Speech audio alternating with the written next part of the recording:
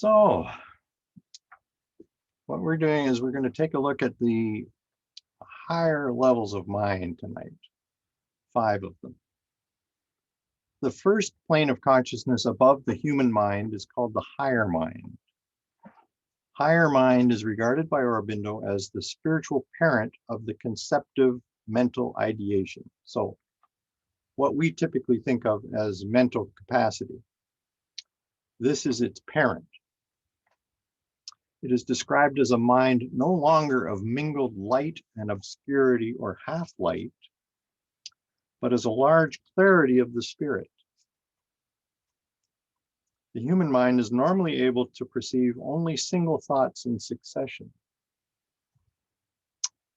Okay, I need to, now, I'm going to continue on where we were, and the next person on my list was Jack. So if you wouldn't mind reading number 15, Jack, that would help. For sure. The higher mind consists of mass ideation, a system or totality of truth-seeing at a single view. The relations of idea with idea, of truth with truth, are not established by logic, but pre-exist and emerge already self-seen in the integral whole. Oh yeah, that makes sense. Okay. Now, the clumsy and unreliable tools of analysis and synthesis proper to the human mind are superseded by a self-revelation of eternal wisdom, conceived swiftly, victoriously, and multitudinously. Okay, how about Danielle? I know you just read the prayer, but how about this one as well? It's a short one. There is an initiation into forms of an ever-present, but till now inactive knowledge, not a system of conclusions from premises or data.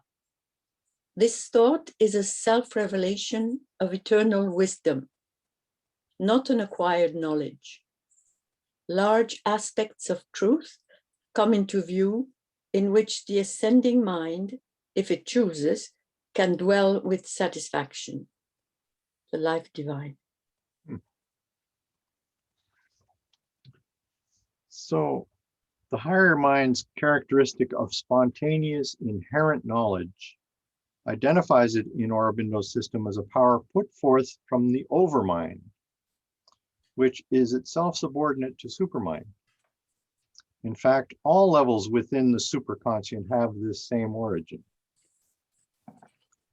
The feature which distinguishes higher mind from the rest of the superconscient is its expression through thought, although it's a broader, more powerful form of thought than human reason. But it's still thought akin to human reason. Aurobindo calls it a luminous thought mind, a mind of spirit-born conceptual knowledge. This is demonstrated by its urge to purify through knowledge, to deliver through knowledge, to create by the innate power of knowledge. Although its influence is undoubtedly profound and widespread, it does not possess the power to transform the lower nature. As we'll see in number 17, which Joey might be able to read for us.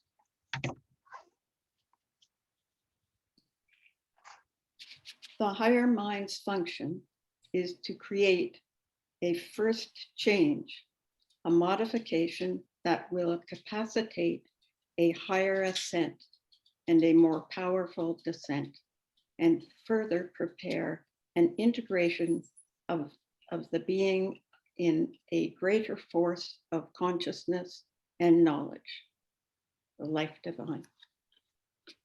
Well, what he's really saying here is that once you tap into the higher mind, you have actually ascended beyond human reason, and that brings a descent of divine energy, divine knowledge back down into your normal self. your surface being. Okay.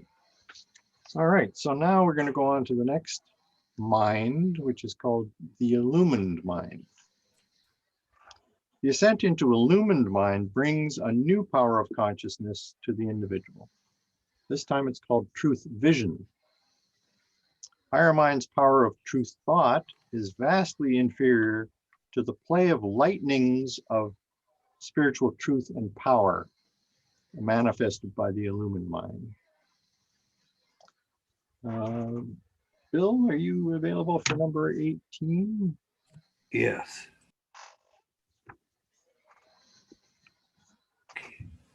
The perceptual power of the inner sight is greater and more direct than the perceptual power of thought. It is a spiritual sense that seizes something of the substance of truth, and not only her figure, but its outlines. The figure also, at the same time, catches the significance of the figure, and it can embody her with a finer and bolder revealing outline and a larger comprehension and power of totality than thought conception can manage.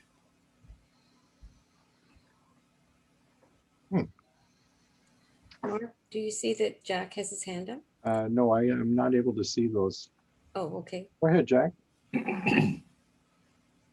Mark, what I'm getting here seems to be coming through more and more is that one of the things that Sri Aurobindo's doing is he's doing a critique of logic and reason, or the rational mind. If I'm understanding that correctly, Yes, I think so. Yeah. he's pointing to the limitations of the rational mind Mhm. and drawing our attention to these higher transcendental faculties, you might say. Am I getting that right? Absolutely right. Okay. Thank you. Mhm. So, Mark? yes, Harold, go ahead. I don't think he's, I look at it a little bit differently than what Jack just said. He boldly affirms lower orders as necessary. Oh, for sure. So nothing wrong with reason as far as it goes. Right. Anyway, okay. So I don't think he's trying to replace reason. He's showing that it can be transcended. And it should be transcended, but it isn't replaced. Mhm. Anyway, so That's a I good don't know point. if Jack, critique of reason sounds to me like the romantic revolt against rationalism that happened in the West. And I don't think he's in that ball game. I think he's, talking about higher and higher levels of functioning. And so reason is very good for what it does. And all the lower levels below that are good at what they do too. Yeah, absolutely right. And there's a concept that is key to understanding Ken Wilber that we'll be seeing in the fall, and it goes by the term transcend and include. That's what happens Okay, thank you. as you Thank go you. from one level to another. So you're taking the best of what you have at the lower level and then adding something special to it in the next level. Mhm. So that's what I think Aurobindo was also doing here. And in fact, Wilbur based a lot of his thinking on Aurobindo, so you can see where he got the idea from.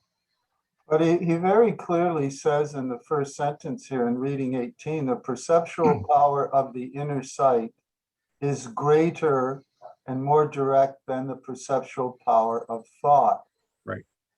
So that's clear. I appreciate the fact that he's not trying to annihilate thought, but the literal sense of that would be very clearly that he's pointing to its limitation. Yeah, that's fair. Mhm. From a higher level of consciousness, it does have limitations. Yeah. Okay. So along with spiritual vision, the illumined mind possesses a greater dynamic, a golden drive, a luminous enthusiasmos of inner force and power, which replaces the comparatively slow and deliberate process of the higher mind by a swift, sometimes a vehement, almost a violent impetus of rapid transformation. So things are speeding up as well as heightening, if you like. There's more dynamic force going on in it. So Aurobindo refers to the illumined mind's fiery ardor of realization and rapturous ecstasy of knowledge. So you're starting to see some of the aspects of Ananda, the joy that is in Satchitananda at the very top of the scale, starting to show itself in knowledge. He also makes a fascinating point about the nature of light while he is explaining the illumined mind. Excuse me. Lisa, I wonder if you could read 19 for us. Sure.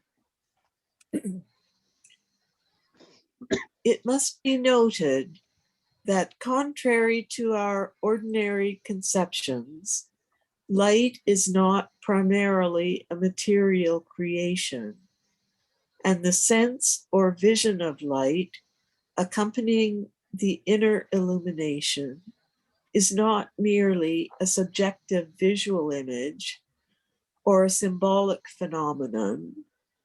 Light is primarily a spiritual manifestation of the divine reality, illuminative and creative. Material light is a subsequent representation or conversion of it into matter for the purposes of the material energy.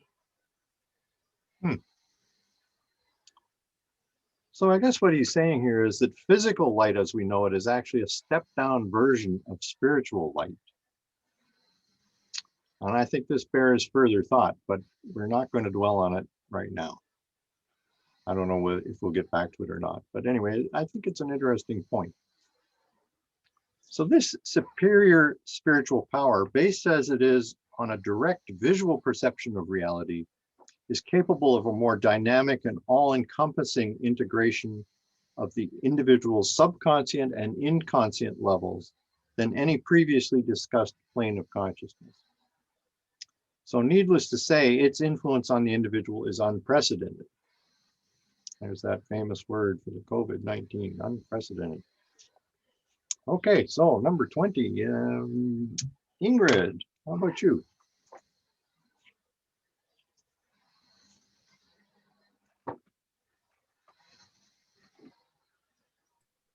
You're muted, Ingrid. There. Thank you. It illumines the thought mind with a direct inner vision and inspiration, brings a spiritual sight into the heart, and a spiritual light and energy into its feeling and emotion, imparts to the life force a spiritual urge, a truth inspiration that dynamizes the action and exalts the life movements. It infuses into the sense a direct and total power of spiritual sensation, so that our vital and physical being can contact and meet concretely, quite as intensely as the mind and emotion can conceive and perceive and feel the divine in all things. It throws on the physical mind a transforming light that breaks its limitations, its conservative inertia, replaces its narrow thought power and its doubts by sight, and pours luminosity and consciousness into the very cells of the body. Mark, just so we don't get lost, the it refers again to, what's the reference there? The it that's repeated. That's the illumined mind. I should have put that in. Yeah. Okay. So as you can see, what he's talking about is these are some of the impacts that accessing the illumined mind has on you, on your surface being, at the mental level, at the vital level, and at the physical level. So there's a descent of that special power into those levels, and you can see the kinds of changes that it's capable of making in you once you've accessed it. So I suspect that's what we're feeling when we're immersing ourselves in the divine word. It may not be obvious on a day-to-day basis, but over time, I suspect that's what's happening to you. This is a wonderful description of the kinds of subtle changes that are taking place inside us as we imbibe that spiritual wine, if you like. Okay, now we're ready to go on to the third higher level, which is the intuitive mind. Now, in common understanding, intuition means the power of understanding things immediately, without the need for conscious reasoning. Flashes of intuition are outleaps of a superior light, possessing a degree of realism never reached by ordinary mind. They constitute a penetrating and revealing touch of reality, far more reliable than either truth thought or truth vision. Borrowing a technical term from Sufism, we might say that intuitions bring a direct taste, thought, of truth. I think there's a pretty good overlap here. These flashes of intuition may be based on a feeling or may actually be a rapid subconscious reasoning based on subtle clues which we are not consciously apprehending. Sri Aurobindo, however, uses the term intuition in a much deeper sense when he refers to the next gradation of consciousness beyond illumined mind. Okay, let's see if Lori is willing to read for us. Number 21. Okay.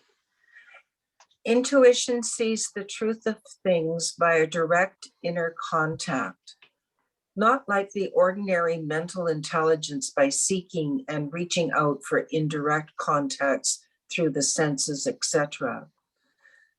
But the limitations of the intuition as compared with the supermind is that it sees things by flashes, point by point, and not as a whole. Sri Aurobindo, Letters on Yoga. Mm-hmm. Okay. My phone's ringing. I wanted. Oh, okay. I don't have to pay attention to the phone. So in addition, these intuitions are often mixed with the mental movement, which forms a kind of intuitive mind activity, which is not the pure truth, but something in between the higher truth and the mental seeking. It's a mixture. As Aurobindo further states, there is too a manifold possibility of misinterpretation, which comes in the way of the purity and fullness of its action. But when the individual attains the intuitive mind, these forces of ignorance are largely eradicated. The intuitions experienced by the surface being are but single arrows or rays of light piercing into a great mass of ignorance or through a veil of nascence. The plane of intuitive mind from which these arrows spring is itself totally composed of light. So in the illumined mind, we saw that there were lightning bolts coming down at various times, brilliantly lit. But in the intuitive mind, you're dealing with a sky full of lightning. Sheet lightning is the technical term for it. Okay, number 22. Maybe Alan could read this one for us.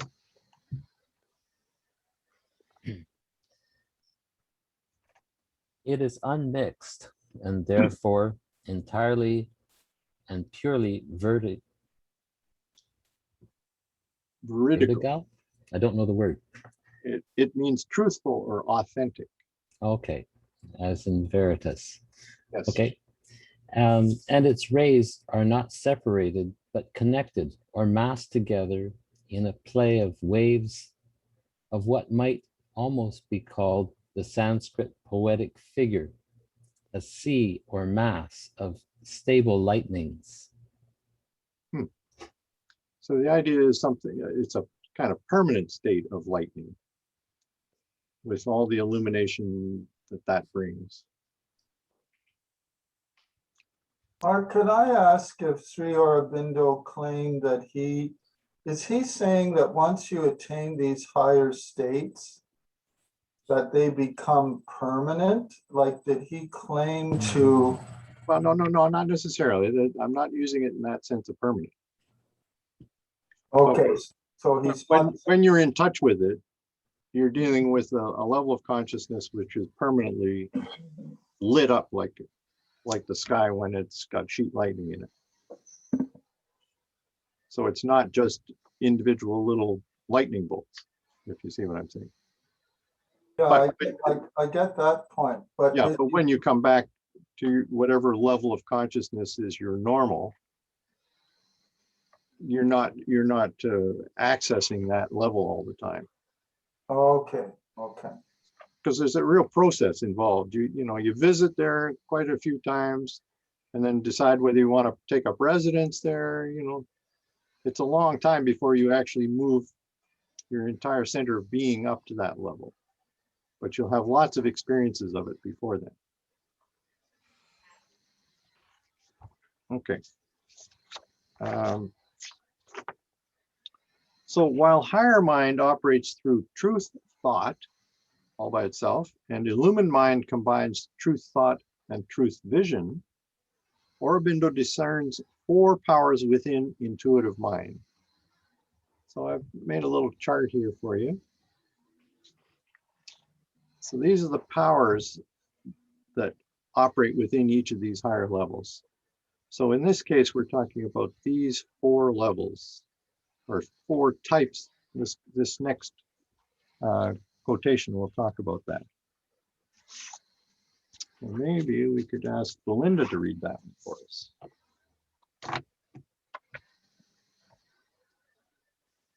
Sorry, I need to switch back if you're going to be able to read it. Sorry. Okay, take it away, Belinda. Number 23.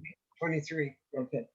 A power of revelatory truth seeing, a power of inspiration or truth hearing, a power of truth touch or immediate seizing of significance, which is akin to the ordinary nature of its intervention in our mental intelligence, a power of true and automatic discrimination of the orderly and exact relation of truth to truth. These are the 4-fold potencies of intuition. Sri Aurobindo, Life Divine, 983 and 4. Okay. So despite these almost miraculous powers, which we don't have time to talk about tonight, Aurobindo still considers them insufficient for the complete transformation of consciousness that he envisages, believe it or not. Okay, David, would you read the 24th one then? Yeah, the basis of inconscience in our nature is too vast, deep, and solid to be altogether penetrated, turned into light, transformed by an inferior power of the truth nature. Sri Aurobindo, the Life Divine. Mm-hmm. So we're getting close to the powers that can do this. So now we're going to move to what's called the Overmind. The Overmind's chief feature is its cosmic consciousness. The powers associated with the higher mind, illumined mind, and intuitive mind all undergo an amplification of scope when raised into this Overmind. Okay, so let's see, Margaret, can you explain this one to me? Reading 25. Yes, please. Intuition, illumined sight and thought enlarge themselves. Their substance assumes a greater substantiality, mass, energy. Their movement is more comprehensive, global, many-faceted, more wide and potent in its truth force. The whole nature, knowledge, aesthesis, sympathy, feeling, dynamism become more Catholic, all understanding, all embracing, cosmic, infinite, and the Life Divine. Well, I have a couple of words to explain there. Yeah. Ascesis is an appreciation of beauty. And the word, I know it looks like Catholic, but I always pronounce it Catholic when it's in lowercase. And in that case, it means universal. So, with the descent of the overmind, the separative ego sense is entirely subordinated, lost in largeness of being, and finally abolished. It is replaced by the Jivatman that you read about, I hope, over the last few days, the true individual who in his essence is one with the Supreme Self, one with the universe in extension, and yet a cosmic center and circumference of the specialized action of the infinite. So many of the formerly egocentric activities may continue, but they will occur as currents or ripples in the cosmic wideness. So now we're getting pretty close to the seventh valley here. The overmental cosmic consciousness is the highest state of consciousness available to beings in the lower sphere. Okay, so Durham reads number 26 for us.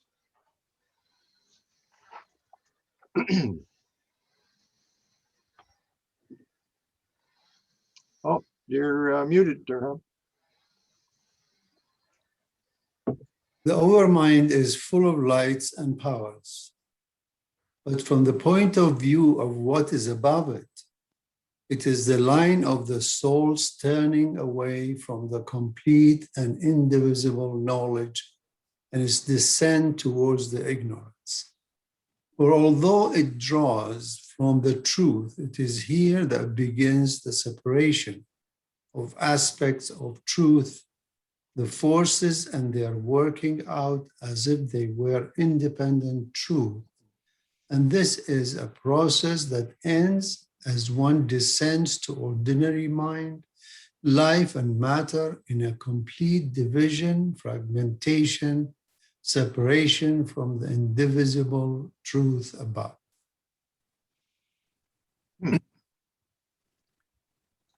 So he's sort of reminding us of the process of the descent of consciousness,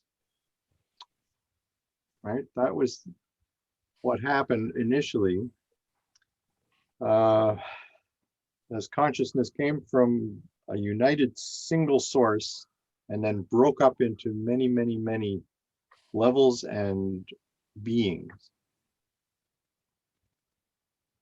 So that breakup of the unity of the highest level into multiplicity occurs right in the overmind, at the upper end of overmind. So despite its exalted position among the higher levels of mind, the overmind does not have the power to lead mind beyond itself into the upper sphere. The reason, says Aurobindo, lies in the fact that it is still a power, however exalted, of mind, and is therefore still stamped with mind's law of division. Okay, well, how about, I don't know if is Nina on tonight? No, Nina's not here this evening. Okay, how about Kim then?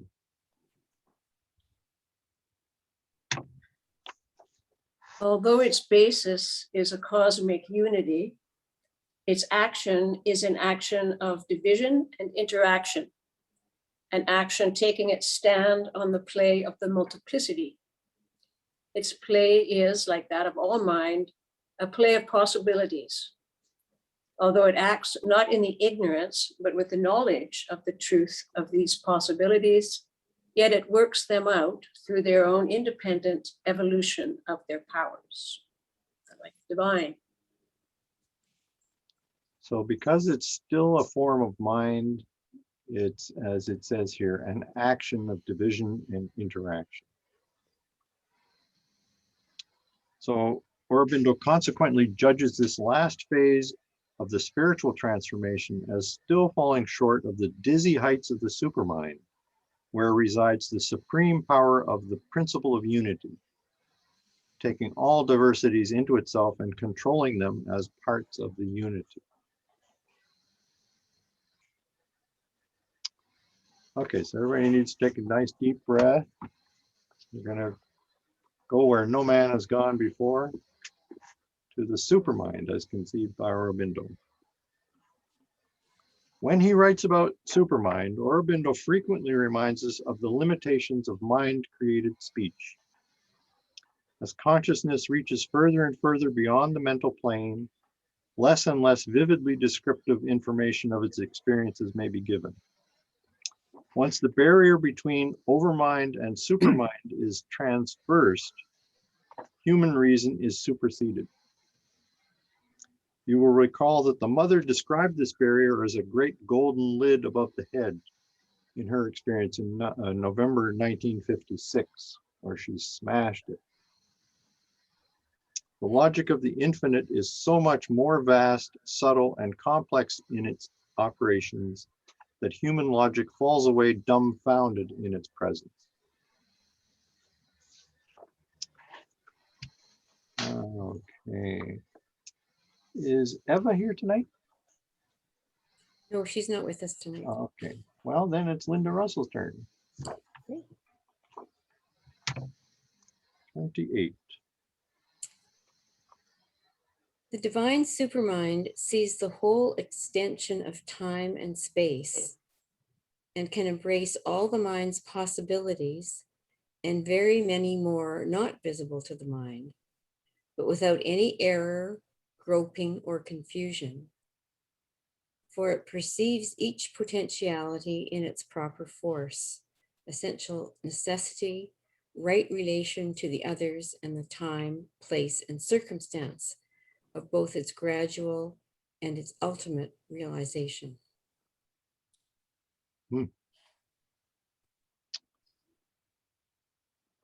So Aurobindo calls this the Supramental Transformation. It's the third and final transformation of the individual's consciousness. And let me just bring up a little graphic here. So we've already spoken about the psychic transformation. Now the psychic, the word psyche is soul, remember? So it's a process where the divine working through the soul spiritualizes or psychicizes all of the parts of your being. The spiritual consciousness involves merging everything in the divine, in the cosmic consciousness. And then the final one is the supramental, in which everything becomes supermentalized in what he calls the divine Gnostic consciousness.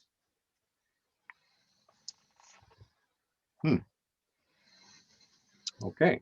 Once again, Mark, this your example that you've given there points out one of the difficulties of studying Aurobindo, and you're helping us greatly with that, of course, is that this constant redefinition of terms, because everybody has a sort of default way of analyzing these things. Like if you say psychic or spiritual, you know, each of us will have a default, if you like, understanding of that, which normally for us would be informed by the Baha'i faith, right? So one of the difficulties is, and I'm not saying we shouldn't face it, we are facing it, is this constant redefinition of terms, which makes it challenging because you have to switch your frame of reference. You have to learn a new vocabulary, in fact. Yeah. Oh, Mark? Yes, sir. Yeah, I'd like to continue with what Jack is saying. It seems to me that the Baha'i writings are loaded with phrases that are roughly comparative. In other words, Baha'u'llah and Abdul Baha realize we need a lot of handles to get a grip. So, you know, the powerful poetic imagery for all these levels of consciousness, there's many of them too. In other words, it's not just Aurobindo that gives a lot of alternatives. Yeah. There's a lot of language about this in the Baha'i writing, a staggering amount. In fact, I remember when I first started studying Baha'i writings, I thought I was going to figure out all the key terms, right? And then, but they kept, as soon as I thought I had the final list, more terms came in. In other words, the names and attributes of God and the names and attributes of spiritual experience are really quite diverse in the Baha'i writing, stunningly so. Yeah. Anyway, so but I agree with Jack that we have a fallback set of terms that we use, the simple ones that come to them when we're talking on the elevator with somebody. You know, just the simple, you know, key terms. That's true.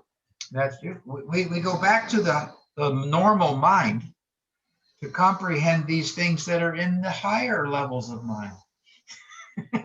For better or worse, we do that. Of course, of course. Bill. So I had a question with regard to the nature of these. This is presented as a stair step or a pyramid, right? And there's all of these levels, and now we're at the Supermind. And so I'm wondering, how stable is this? Is this something that once achieved in terms of the various each level, that there's no going back? You've achieved that, and you're going to build on that, and you're going to go to the next level?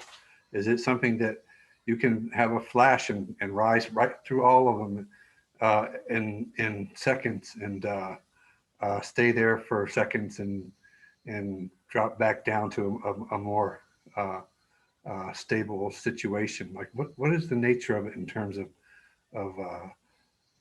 you know, diachronic or synchronic or that kind of thing? Well, as you're talking, I was immediately thinking of Sufism with the stages and states that are possible for us. And the idea is that you're going to have tastes of these higher levels as you mature. Many, many, many of them, so that you become accustomed to them and you start to acclimatize yourself to them, I guess. What you're really doing is you're imbibing their energy and bringing it down into yourself and allowing it to work on you, to perform some sort of magic on you. And it can be an extremely long process to bring one of these levels down into you on a full-time basis. So you may have thousands of experiences of higher levels of consciousness that are, you know, quite short term before you can actually rise right up to that level permanent. Mark, are we talking about supramental right now? No, not necessarily. I was talking about all the individual levels of Okay. But we were sort of moving up the ladder, and yeah, I'm going to talk about that. Okay. I got something to say when we get there. Okay. Mark, Joey's hand is up. Oh, is it? Okay, sorry, I missed it, Joey. You're muted. Joey. There she is. When we talk about Aurobindo himself, yeah. Now, which level did he go to stay or stay at, or was he still going up and down until sort of the time of his death? It's interesting. I was explaining this to Harold in an email just a few days ago. If you take a look at his master poem, Savitri, which is 700 pages or so. I won't be looking at that.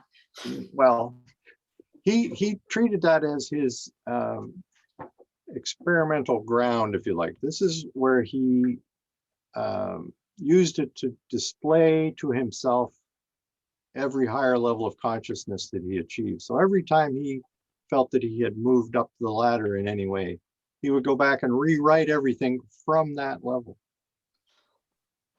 And so he rewrote it dozens of times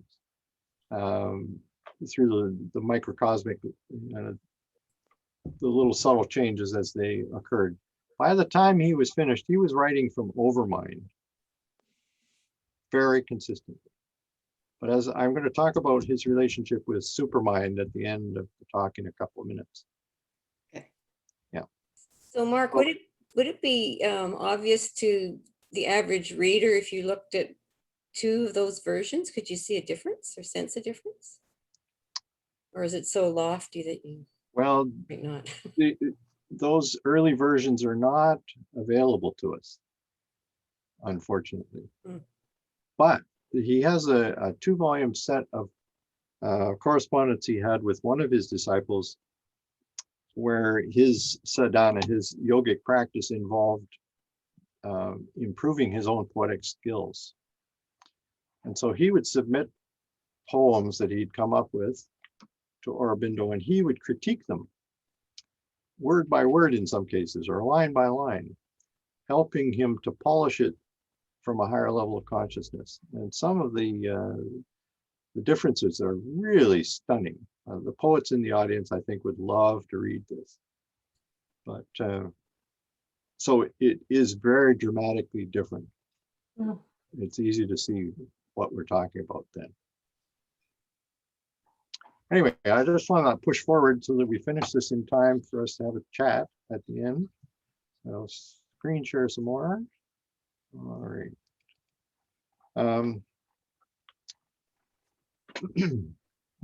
So the Supramental Transformation, which is the third and final transformation of the individual's consciousness, involves the direct descent of the supermind.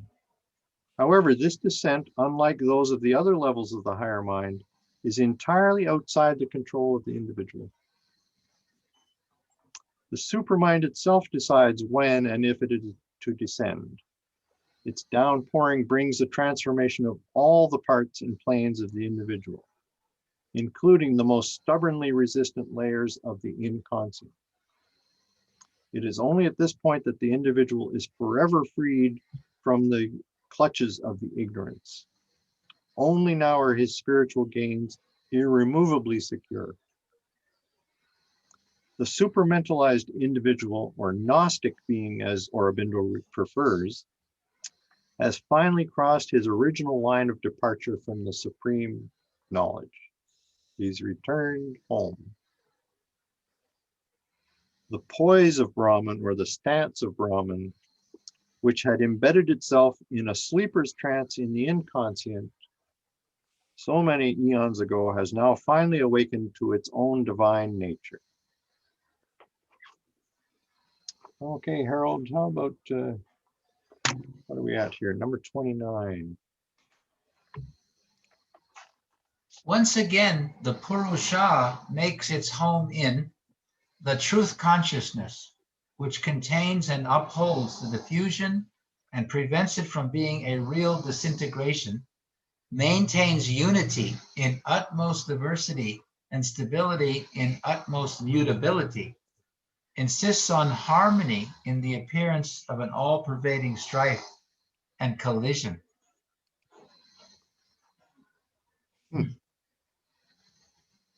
Unity and diversity. Has a familiar ring to it. Didn't even know about the faith.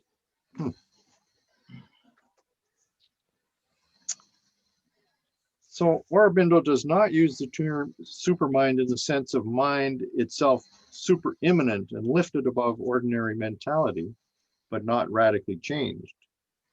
He means by the term a plane of consciousness which is not only above mind and the lower superconscient planes of consciousness that we have just described, but is radically different from them all. For whereas the superconscient levels of mind, the higher mind, illumined mind, intuitive mind, and overmind, are varying blends of knowledge and ignorance, supermind is the truth consciousness. So what is that? I don't think Bonnie's here tonight. Is that right, Wendy? That's right. Okay. Jennifer is not. Okay, so let's see. How about Mary?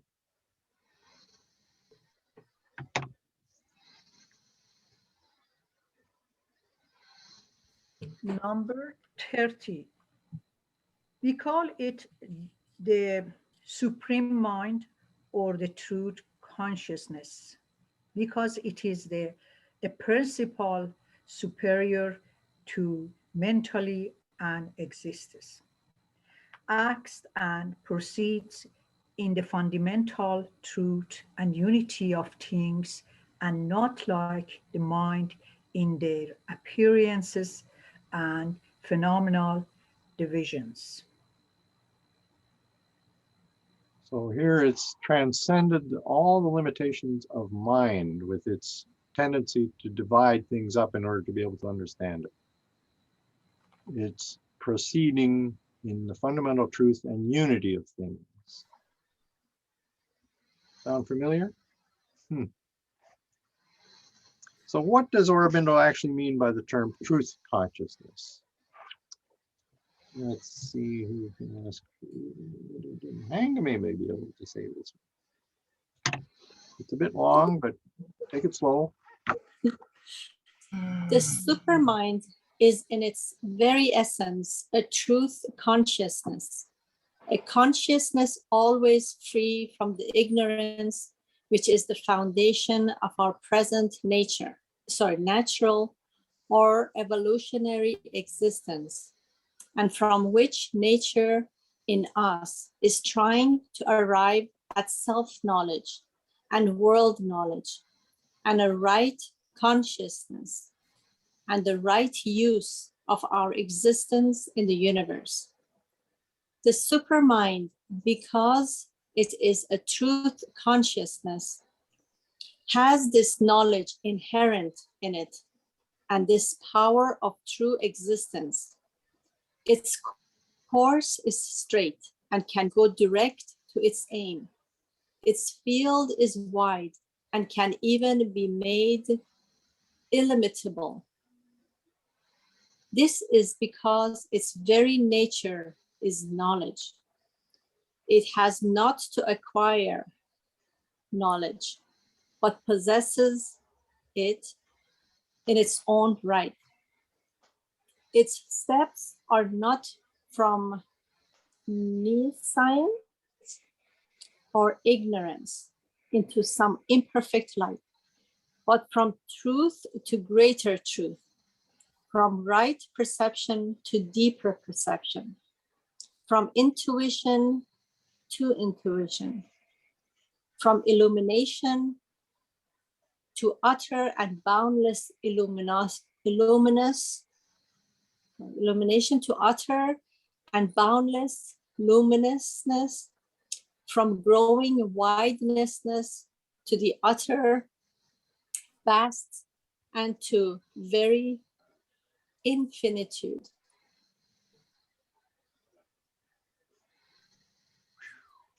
That's a workout, isn't it?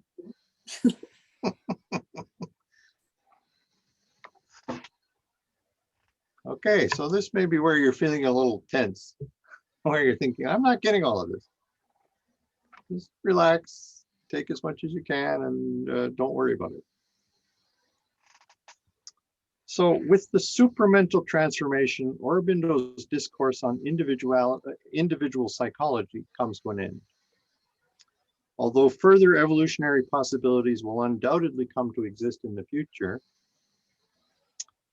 they are so far removed from our present conditions of life that attempts to delineate their landmarks and gradations are pointless. Besides, the attainment of the supermind is a formidable enough goal on its own.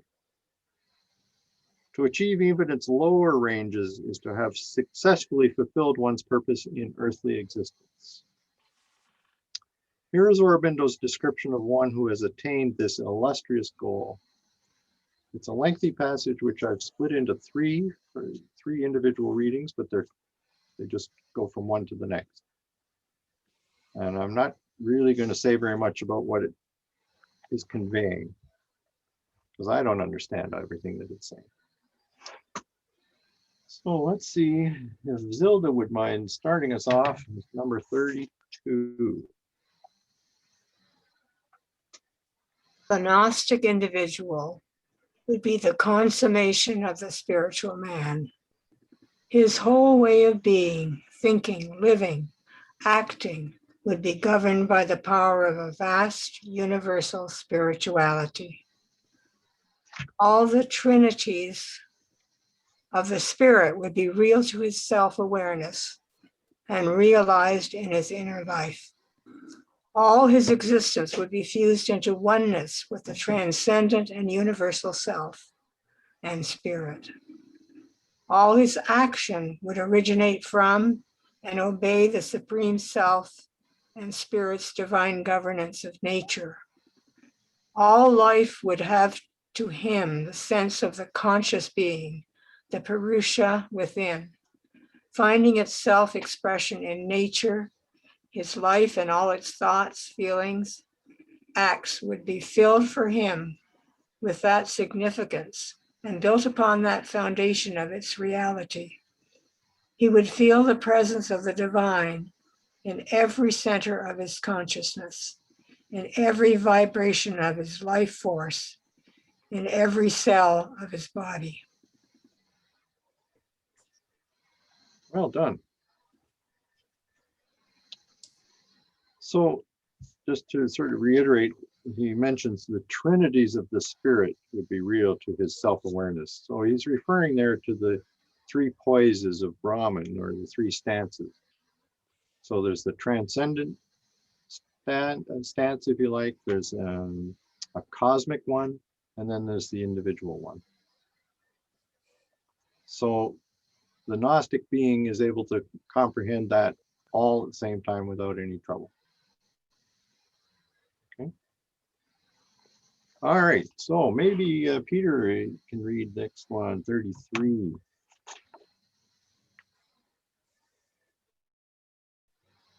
I'll just bring it up, sorry. It'd be better if you did.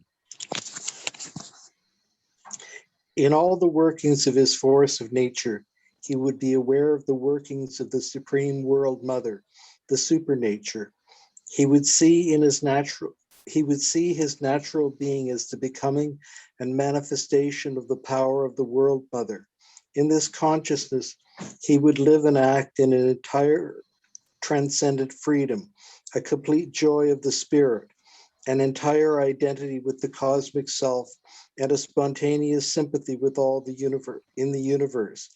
All beings would be to him his own selves. All ways and powers of consciousness would be felt as the ways and powers of his own universality. But in that inclusive universality, there would be no bondage to inferior forces, no deflection from his highest truth. For this truth would envelope all truth of things and keep each in its own place, in a relation of diversified harmony. It would not admit any confusion, clash, infringing of boundaries, any distortion of different harmonies that constitute the total harmony, the life divine.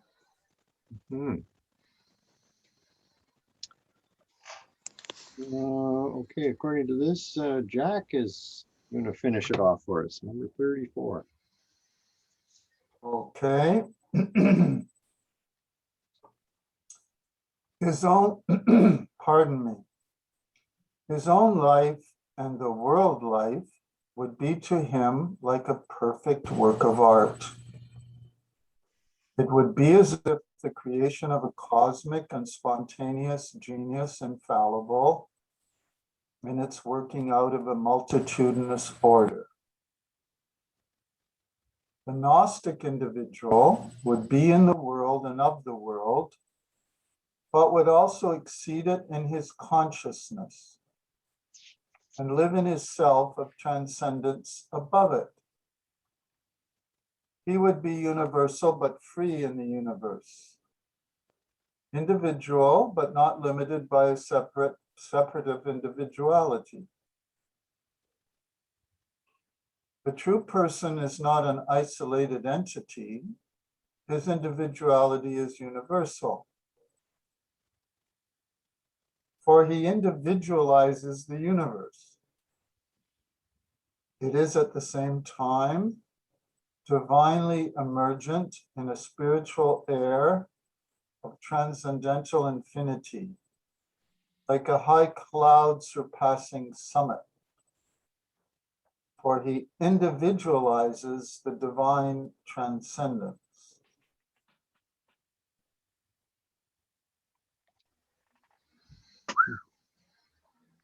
Okay. So the ultimate goal of Aurobindo's 45 years of yogic practice was to bring the supermind itself down into physical reality.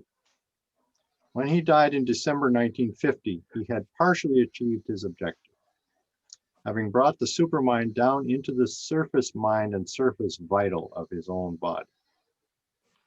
According to the mother's testimony, Aurobindo's plan was to leave the physical world in order to assist her from the realms of the superconscient as she struggled to bring the supermind down even further, right into the cells of her body. She described her multi-year labor to her confidant Satprem on an almost daily basis until her own death in November 1973. By that time, she believed that she had finally succeeded in making the supermind a real-world possibility for others to access as the culmination of their own spiritual evolution.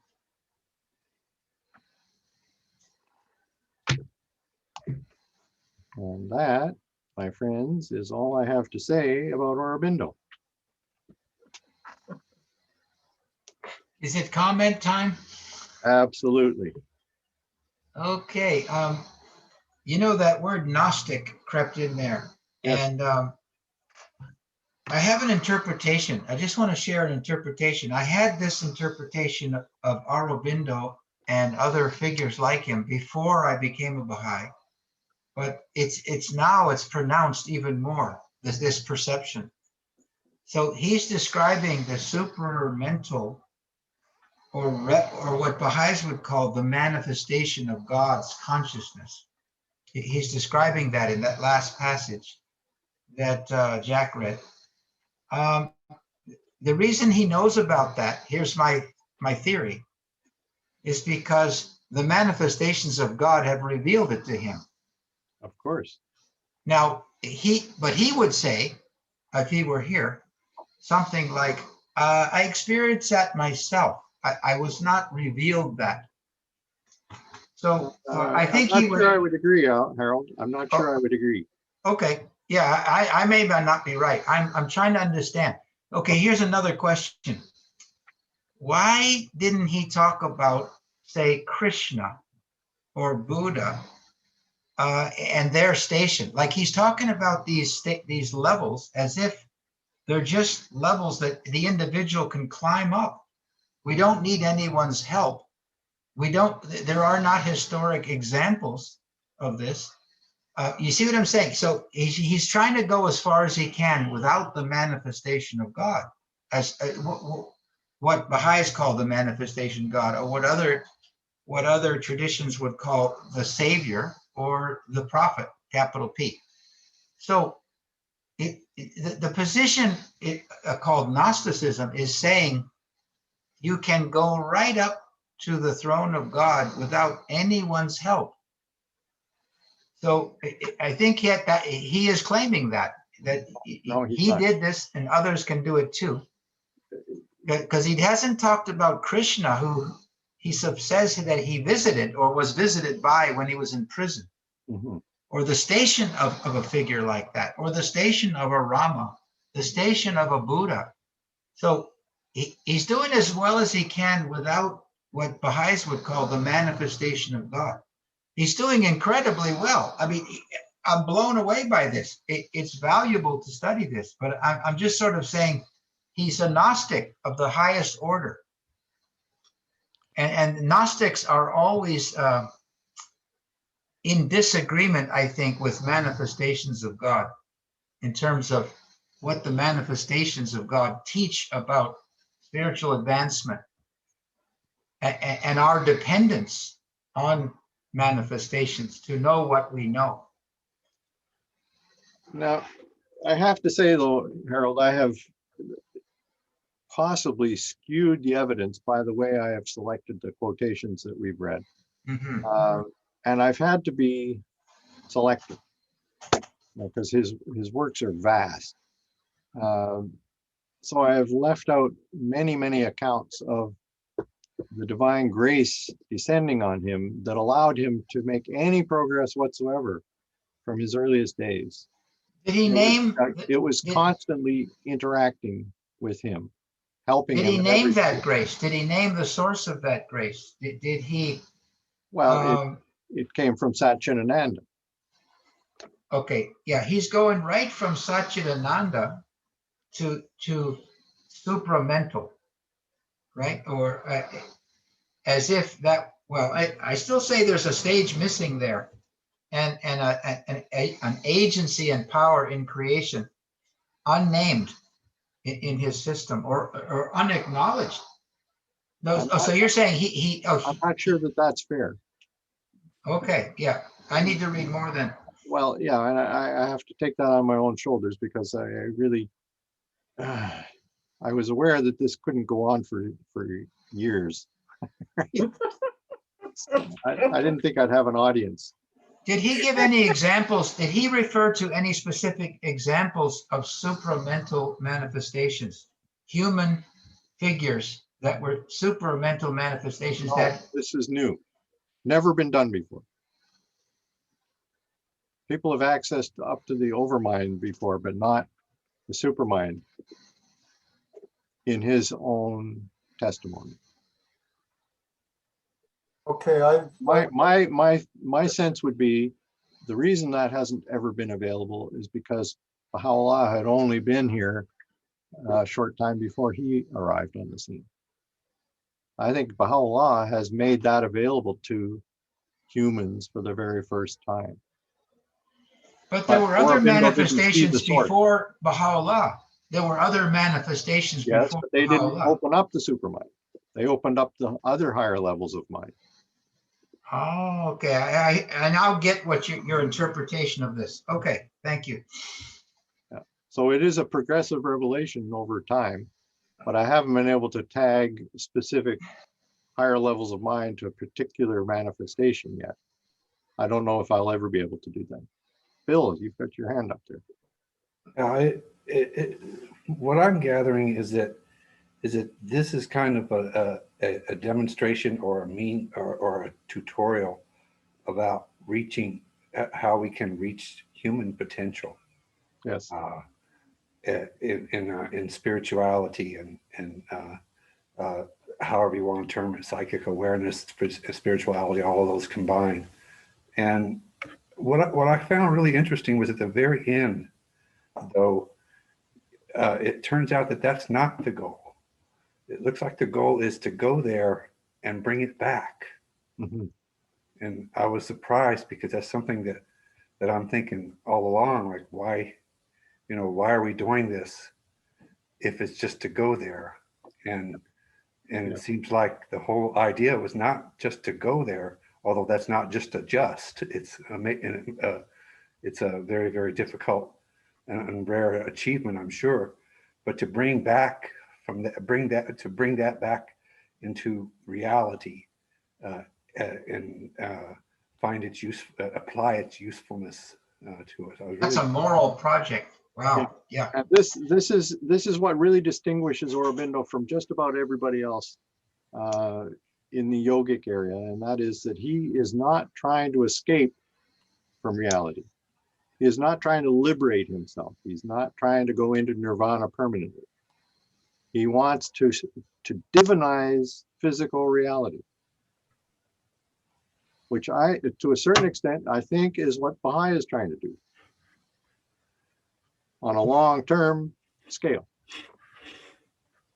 to increase the level of awareness of every person on the planet.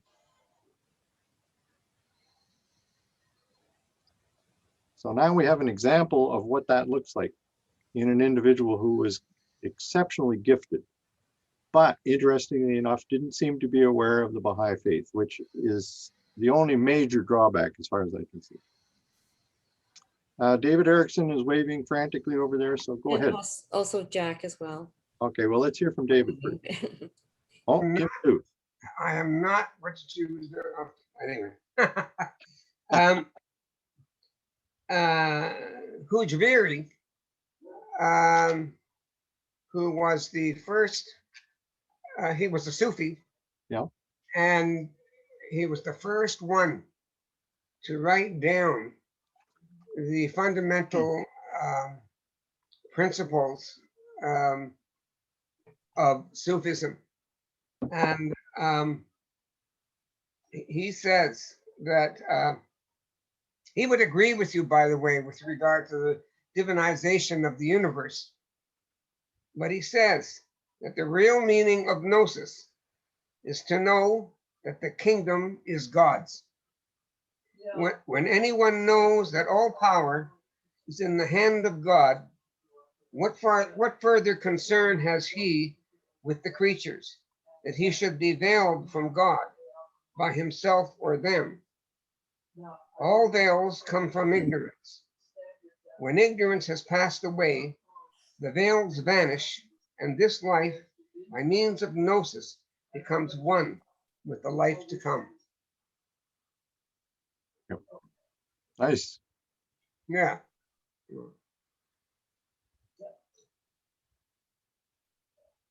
Okay. I want to turn to Kim first, Jack. Oh, no problem. Yeah. Oh, Kim, you're muted. There you go. Just, what you were saying about the divination, or Bindo's vision of the divination of the world reminds me actually more of the Bob and his writings, in terms of through his writings, although they're so complex that they're hard for us to understand, but going into the details that he does about the letters and the sounds and colors and everything you could think of, and all, but it always comes back to that unity, that point of unity, and the really wanting us to see the world as God sees it, which is that everything is sacred, every person and every pebble is sacred. So it's very similar in concept to what we're hearing about Aurobindo's thought. No. No, I wish there was more available of the Bob's writings. Was it?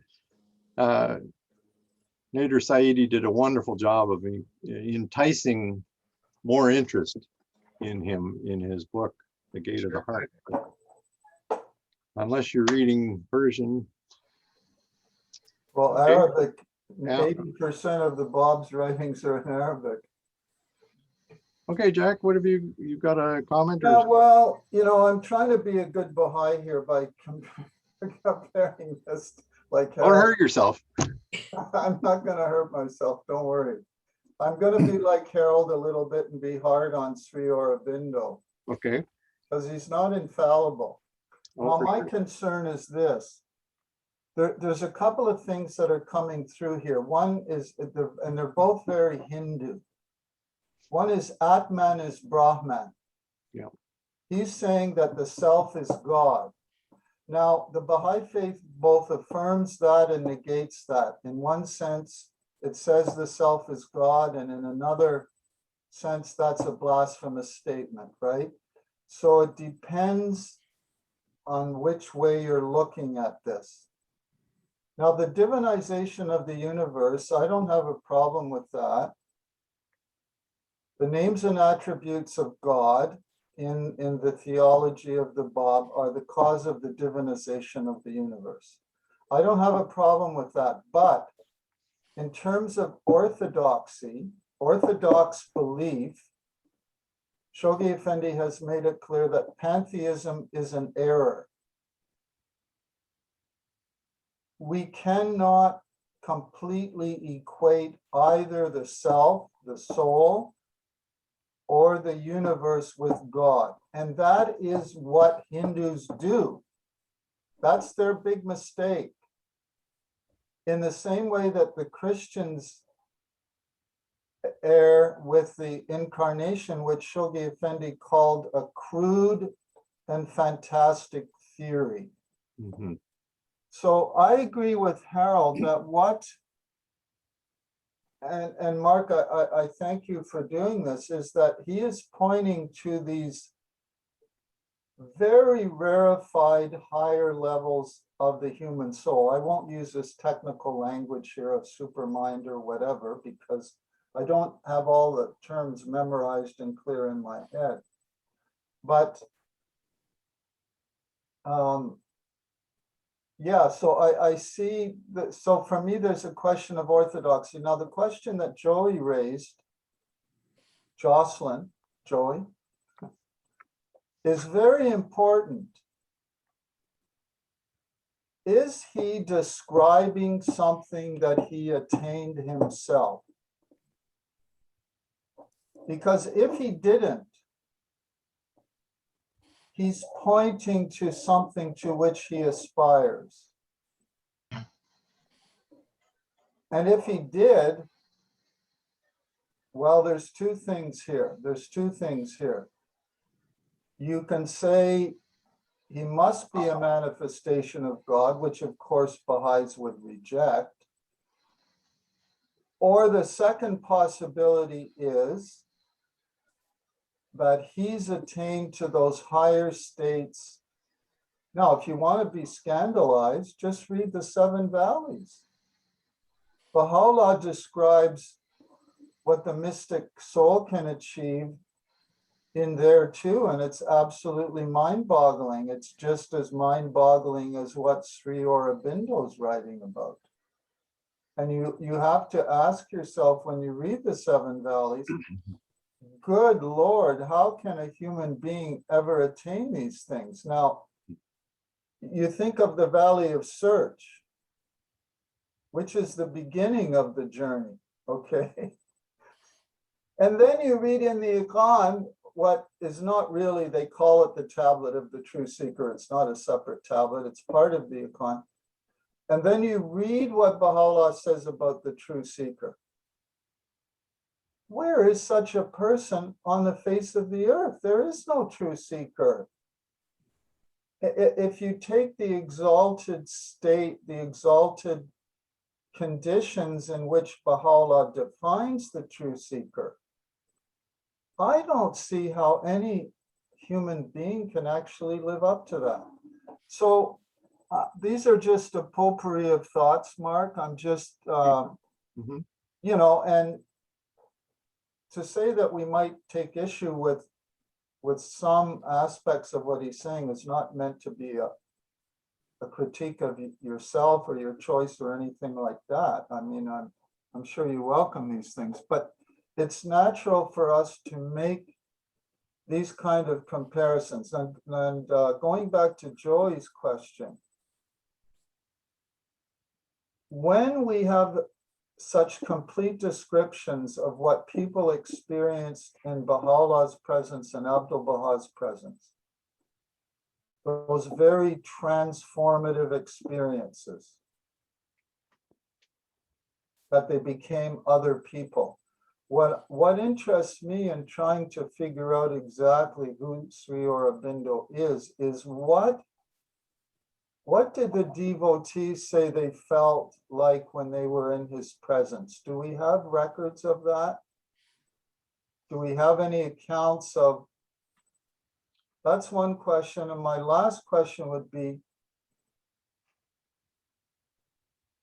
the claims, the truth claims, like Jesus said to Peter, who do people say that I am? So what I would like to know to help us sort all this out, beautiful that he's describing the upper levels. He either went there or he didn't. Because you can describe a thing without having experienced it. I know that as a poet. You can describe things without, well, anyway, I'll leave that comment aside. But do we have accounts of what people felt in his presence, Mark? Yes, we do. For instance, I shared one of them with you several classes ago where I was talking about the that European woman, or was it an American woman who took pranam in front of him, he and the mother at that one point. not expecting anything to happen. And then all of a sudden it was as if time stood still. She was in the middle of eternity all of a sudden.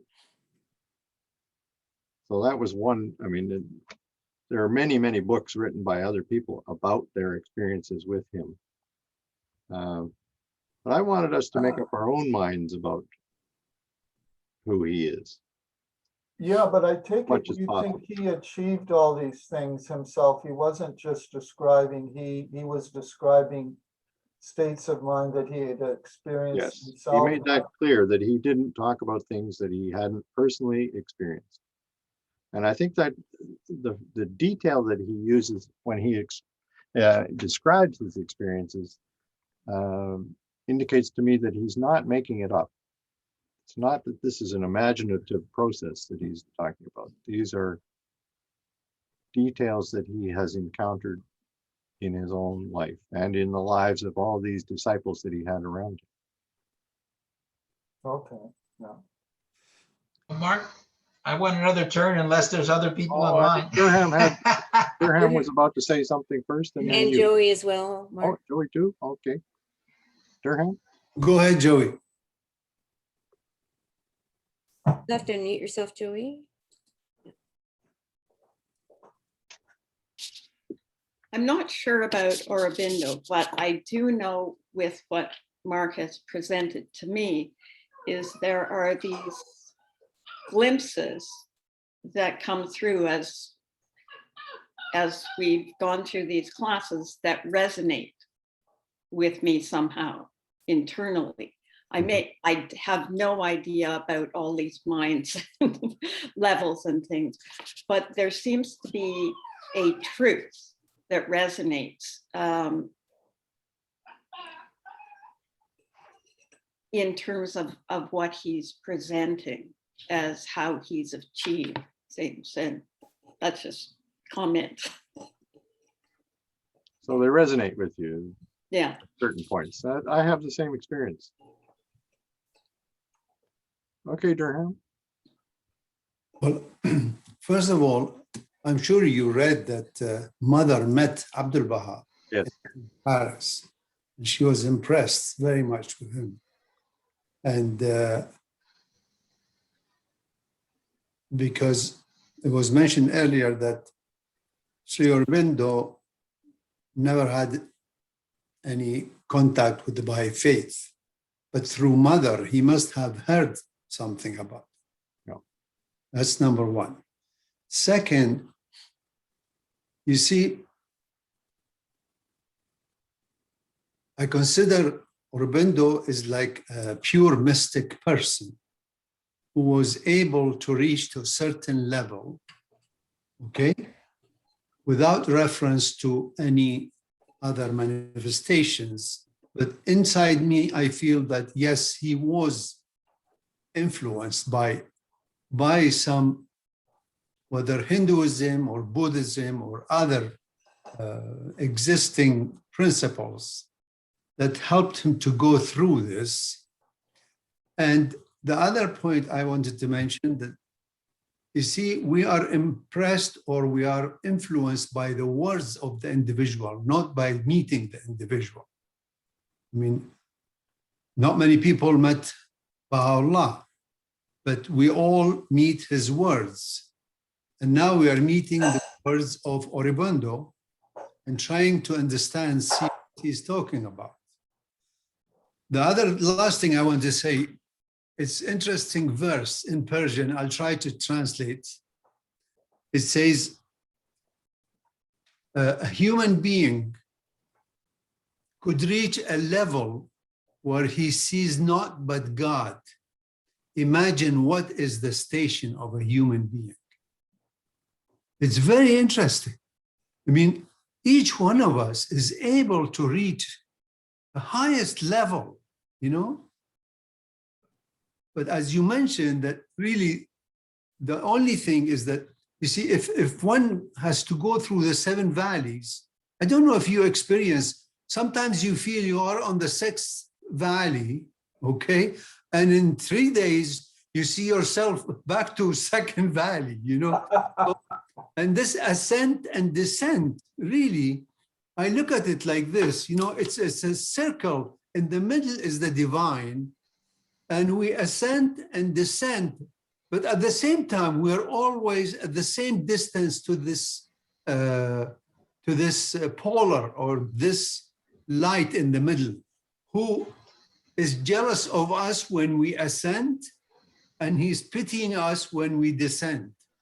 Anyway, so all I'm trying to say is that really, Baha'u'llah said, okay, well, you can do this, but then you have to live your life and serve humanity. I mean, in the way Aurobindo lived, he served humanity, but not the generality, the general public. I don't know, I mean, how many people in India or in China were influenced by his concepts. That's, thank you very much. Sorry, I talked too much. Okay, Harold. Yeah, when I studied for the book Founders of Faith, I was teaching courses on the manifestations, the prophets and the avatars. So I got a sense of what those guys were capable of. Mhm. And I made lists of qualities of them. And I came up with 25, and I don't claim that's the final number. There could be 100 for all I know. But Aurobindo doesn't have any of those qualities. I want to explain what I mean. Like one of them, for example, the prophets and avatars and enlightened ones acknowledge the ones who came before. They say, I'm back and I'm taking it a little bit further. That's called progressive revelation. So to me, that's a cosmic sort of paradigm that the Baha'i faith makes clear, but was implicit in all the other major religions. So if Aurobindo had talked about Buddha or Krishna or Muhammad or Zoroaster, or even the word avatar, talked about the role of the avatar, and did he make a claim? This is kind of what Jack was saying. Did he make a claim to be one of these? And did he reveal laws to make a new civilization? That's another thing that these figures do. They design a whole new civilization. And even without very many followers, within a couple of 100 years, you start to see that manifest. So to me, he's a brilliant spiritual visionary. And you gave me some stuff about his social teachings too. They're incredible. And they parallel Baha'i views of many, many issues. So there's no doubt that he really climbed high up on the mountain, but he didn't get to the level of a manifestation. So, but he described what a manifestation can do from the grace of the revelation of other manifestations, like Durham is describing. So he received the light of the Bab and Baha'u'llah. He didn't mention that, but he received it.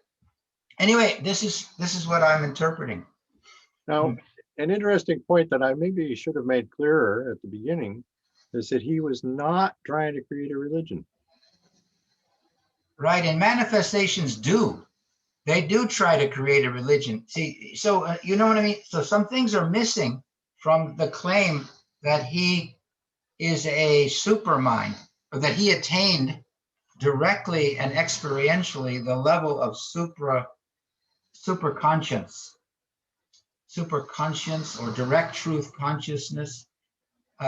He was trying to bring it all down. That's fantastic, like a bodhisattva. I got here and I want to help bring it down. I want others to go high as they can and bring it down. That's an incredible degree of moral, spiritual advancement. Absolutely. Anyway, so I just can't say he's a manifestation of God. No, I hope That's you all. don't. I hope Yeah. you don't, because he never wanted to be. He never claimed to be. So, I think we're off on a tangent here. But I think you'll agree that we need to do further research. Linda, I've got my to hand nail it up down. to the next speakers. Yeah. So Sorry? Lori has her hand up and Mary had her hand Yeah. up. Okay, Lori. So I would just like to tell everyone that in order to get ready for next week's class, we're going to have a tutoring session if you want to join by Zoom tomorrow evening at 8 o'clock and BC time 5 o'clock. And I don't think we have a Zoom platform with a license. So Derham suggested that I'll send out a link to everyone. You can join if you like. And if we're cut off after 40 minutes, then we'll just re-sign back in again. And this is our task for tomorrow night to get us ready for the next class. So this is what Mark said, the instructions. So this is what we should chit chat about tomorrow night. Please read paragraph 5 through 21 of the stages of the soul. So that's before we gather. Carefully while considering the following question. In what general or specific ways or way has our investigation of Sri Aurobindo's greater psychology helped you to understand Abdu'l-Baha's stages of the soul as described in his commentary on the Surah of Rum? I would suggest that you devote 75% of your efforts towards understanding Abdu'l-Baha's text and the remaining 25% on Sri Aurobindo's model of human consciousness. So we'll do that tomorrow night. And Harold and Derham and Jack will be there, and I'll send out an invite to everybody. Any questions? Mark is not coming, right? No. That's right. He's going to You're on open your the own. door. He's going to open the door and peek. Well, Maybe Linda can come. I'd like to come because I've really struggled with this course. I will send you the Zoom link. But at the same, well, you've got a class, or do you not have a meeting? Oh, no, it was canceled. I did have one, but it was Oh, canceled. Yeah. Okay. I Okay. think, am I Mary next? had a Who's question. next? Who's next? My question is answered to what I'm leaving for next week. I prefer to say next week than now because it's my conclusion too. Okay. Thank you. Anybody else have any comments or questions? or- I do. I think, Mark, you've proven your case very well. Even though some of us are having questions and finding fault. We know you well enough that you would not teach us anything that is un-Baha'i-like. We know that. And you haven't done that. You have no suggestion of doing that. I'm like Joey. When I read Sri Aurobindo, I have two reactions. One is there's a resonance of truth. But at other times, I have a subtle impression that he's getting carried away with his own words.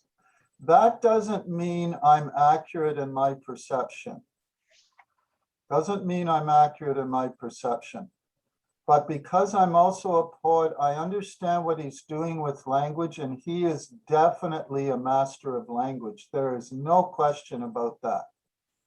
He's an absolute master of the English language. So I think you've proven your case, Mark, that he belongs to those who have attained the higher realms of the mystical search. Not a manifestation, you're not suggesting that. And he undoubtedly did receive some light from Baha'u'llah or Abdu'l-Baha. And you can receive that light without knowing where it comes from. I remember Helen Giddens, one of the early Baha'is in Toronto. I mentioned this before, but she said something one day at the old Baha'i Center on Brunswick Avenue in Toronto that I never forgot. I was only a young man then. She said, "When the sun shines, everything reflects." So, you know, maybe we'll find out in the next world if we see Sri Aurobindo in the Apa kingdom. But I think we've got to give him the benefit of the doubt here that he has achieved, without being a manifestation of God, he has achieved these higher realms. Now, if we apply a stricter interpretation, you know what Baha'u'llah says in the opening of the Akdas. Though he be the author of every righteous deed, he has gone astray if he doesn't recognize the manifestation. Mhm. So there's many different ways we can look at this. We can be sympathetic, we can be generous, and we can be critical. It's hard to know which way to look because the writings give us so many different options. But let me say, I'm glad that we have been given instructions by Baha'u'llah and Abdul Baha and Shoghi Effendi in the Universal House of Justice that we're also attempting to change society, not just changing our inner spiritual condition, because to me, that's the big weakness of individual spirituality. They're so hung up on perfecting themselves that they don't see the connection with the social order. And it has to, Shoghi Effendi has made it very clear that any spirituality has to be manifested in a concrete way in the social order and in the divine institutions. And he attempted to do that too with this or Oroville, right? And I've got a sneaking suspicion that, I don't know, you can't prove these things, but I think the mother borrowed a few things from the Baha'i faith. You know, Jack, I suggest after retirement, we take that route. Before retirement, we have to serve humanity and work. The moment we retire, we should take that route and see where we can reach, you know? So as I think I started this part of the course out, I was suggesting that we look at this magnificent spectrum that Aurobindo has placed in front of us and try to be very practical about it and say, okay, what can we learn from this? Is there something in his description that helps us understand the seven valleys? No?